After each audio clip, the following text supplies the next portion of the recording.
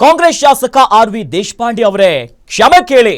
ದಿಮಾಕು ದರ್ಪ ದುರಂಕಾರಿ ಮಾತಿಗೆ ಕೂಡಲೇ ಕ್ಷಮೆ ಕೇಳಬೇಕು. ನೀವು ರಾಧಾ ಹಿರೇಗೌಡರ ಬಗ್ಗೆ ನೀವು ಆ ರೀತಿಯಾಗಿ ಮಾತನಾಡಬಹುದಾ?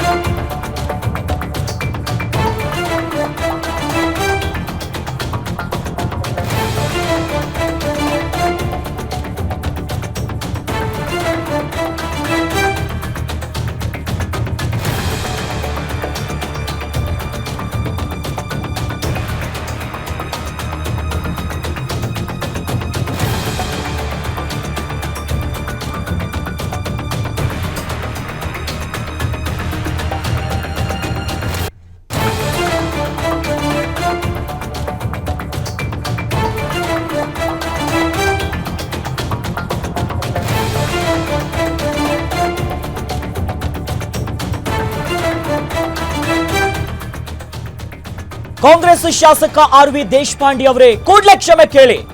ನಿಮ್ಮ ದಿಮಾಕು ದರ್ಪ ದುರಂಕಾರಿ ಮಾತುಗಳಿತ್ತಲ್ಲ, ಅವೆಲ್ಲದಕ್ಕೂ ಕೂಡ ಕ್ಷಮೆ ಕೇಳಲೇಬೇಕು. ರಾಧಾ ಹಿರೇಗೌಡರ ಬಗ್ಗೆ ನೀವು ಈ ರೀತಿಯಾಗಿ ಮಾತನಾಡಬಹುದಾ? ರಾಜ್ಯದ ಹೆಣ್ಮಕ್ಳ ಬಗ್ಗೆ ಕೀಳಾಗಿ ಮಾತನಾಡಿದ್ದು ಎಷ್ಟರ ಮಟ್ಟಿಗೆ ಸರಿ? ಆಸ್ಪತ್ರೆಯ ಬಗ್ಗೆ ಪ್ರಶ್ನೆ ಕೇಳಿದ್ರೆ ದಿಮಾಕಿನ ಉತ್ತರ ಕೊಡೋದು ಸರಿನಾ? ಇದೇನ ಅನುಭವ? ಉತ್ತರ ಕನ್ನಡ ಜಿಲ್ಲೆಗೆ ಆಸ್ಪತ್ರೆ ಯಾವಾಗ ಅಂತ ಕೇಳಲೇಬಾರ್ದ ನಿಮ್ಮ ಹತ್ರ? ಆಸ್ಪತ್ರೆ ಯಾವಾಗ ಅಂತ ಕೇಳಿದ್ರೆ ನಿನ್ನ ಹೆರಿಗೆ ಆದ್ಮೇಲೆ ಅಂದ್ರೆ ಏನ ಮಾತಿನ ಅರ್ಥ? ಆರ್.ವಿ. ದೇಶಪಾಂಡೆ ಅವರೇ, ನೀವು ಹಿರಿಯರಾಗಿ ಈ ಮಾತು ಸರಿನಾ? ನಿಮಗೆ ಸರಿ ಅನ್ಸುತ್ತಾ? 45 ವರ್ಷಗಳ ರಾಜಕೀಯ ಜೀವನದಲ್ಲಿ ಇದನ್ನ ನೀವು ಕಲ್ತಿರೋದು? ಇದಾ ನಿಮ್ಮ ಅನುಭವ? ದೇಶಪಾಂಡೆ ಅವರೇ, ನಿಮ್ಮ ಕ್ಷೇತ್ರದ ಹೆಣ್ಮಕ್ಳ ಬಗ್ಗೆ ನಿಮ್ಗೆ ಕಾಳಜಿ ಇದೆಯಾ? ಹೌದಾ? ಪತ್ರಕರ್ತೆ ರಾಧಾ ಹಿರೇಗೌಡರ್ ಅಂದ್ರೆ ಇಡೀ ರಾಜ್ಯವೇ ಕೊಂಡಾಡುತ್ತೆ. ರಾಧಾ ಹಿರೇಗೌಡರು ಮಾತನಾಡೋದಕ್ಕೆ ನಿಂತ್ರಂತಂದ್ರೆ ದುಷ್ಟರು ನಡುಗಿ ಹೋಗ್ತಾರೆ. ನೇರ ಪ್ರಶ್ನೆ ಕೇಳ್ತಾರೆ ಅವರು. ರಾಧಾ ಹಿರೇಗೌಡರು ಮಾತನಾಡಿದ್ರೆ ಎಂತ ಸಮಸ್ಯೆ ಇದ್ರೂ ಕೂಡ ಅದು ಬಗೆಹರಿಯುತ್ತೆ. ಇಂತಹ ದಿಟ್ಟ ಪತ್ರಕರ್ತೆ ಪ್ರಶ್ನೆಗೆ ಉಡಾಫೆ ಮಾತು, ದೌಲತ್ತಿನ ಮಾತು ನಿಮಗಾದ್ರೂ ಸರಿ ಅನ್ಸುತ್ತಾ? ಆರ್.ವಿ. ದೇಶಪಾಂಡೆ ಅವರೇ, ಕೂಡಲೇ ನೀವು ಕ್ಷಮೆ ಕೇಳಬೇಕು. ಆಸ್ಪತ್ರೆಯನ್ನ ಕಟ್ಟಿಸ್ಕೊಡಿ. ನೀವು ಹಳಿಯಾಳದ ಶಾಸಕರೇ ಆಗಿದ್ರು ಕೂಡ ಉತ್ತರ ಕನ್ನಡದ ಜಿಲ್ಲೆಯನ್ನ ನೀವು ಮರಿಬೇಡಿ.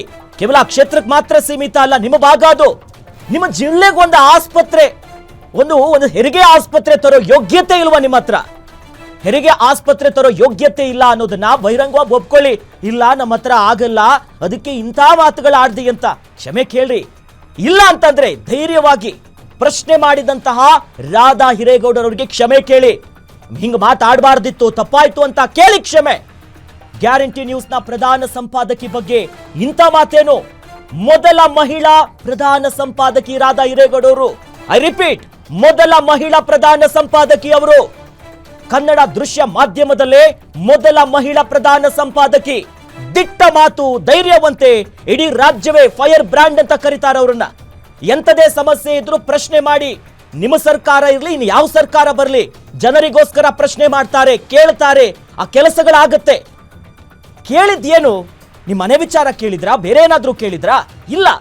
ಆ ಭಾಗದಲ್ಲೊಂದು ನಿಮ್ಮ ಕಾಲಾವಧಿಯಲ್ಲಾದ್ರೂ ಕೂಡ ಆಸ್ಪತ್ರೆ ಆಗುತ್ತಾ ಅನ್ನೋದಾಗಿ ಪತ್ರಕರ್ತೆಯಾಗಿ ಪ್ರಶ್ನೆ ಮಾಡಿದ್ದಾರೆ, ಆ ಭಾಗದವರಾಗಿ ಪ್ರಶ್ನೆ ಮಾಡಿದ್ದಾರೆ, ಒಂದು ಹೆಣ್ಮಗಳಾಗಿ ಪ್ರಶ್ನೆ ಮಾಡಿದ್ದಾರೆ. ಅದನ್ನ ಬಿಟ್ಟು ಎಂತ ಮಾತಾಡ್ತೀರಾ?